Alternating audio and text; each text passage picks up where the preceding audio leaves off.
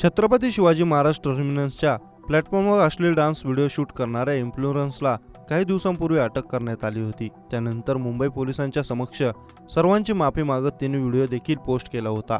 पण या एका वादातून बाहेर पडताच आता पुन्हा एकदा त्याच प्रकारचा नवा व्हिडिओ या तरुणीने शेअर केला आहे। जवळपास 6 लाखांच्या आसपास फॉलोअर्स असणाऱ्या सीमा कोनोजियाच्या इंस्टाग्राम अकाउंटवरून तिचे स्टेशन परिसरात गलिच्छ हालचाल करत नाचतानाचे अनेक व्हिडिओ आहेत, ज्यावर टीका करणाऱ्यांची संख्याही तिच्या फॉलोअर्स इतकीच मोठी आहे।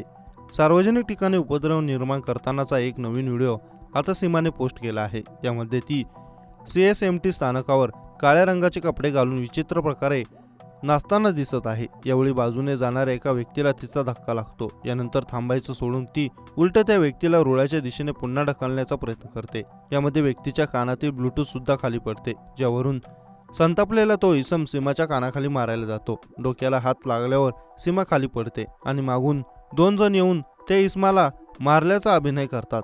हे घडत असताना सीमा परत उभी राहून घाणेरड्या पद्धतीने नाचू लागते। हे सगळं तिने स्वतःच्याच अकाउंटवर शेअर करत हा आम्ही ठरवून केलेला व्हिडिओ आहे असे स्पष्टीकरण दिले आहे। दरम्यान पोलिसांना दिलेल्या माफी पत्रात सीमाने लिहिले होते की मला माझी चूक मान्य आहे आणि मी भविष्यात असे कृत्य पुन्हा करणार नाही। तिच्या चाहत्यांनी आणि फॉलोअर्सनी सुद्धा रेल्वे प्लॅटफॉर्मवर आणि ट्रेनच्या आत रील बनवू नयेत, कारण परवानगीशिवाय असे करणे गुन्हा ठरते, ज्यामुळे कायदेशीर कारवाई होऊ शकते। दरम्यान हे माफी नाट्य संपताच 10 दिवसांनी तिने हा सध्या चर्चेत आलेला व्हिडिओ पोस्ट केला आहे।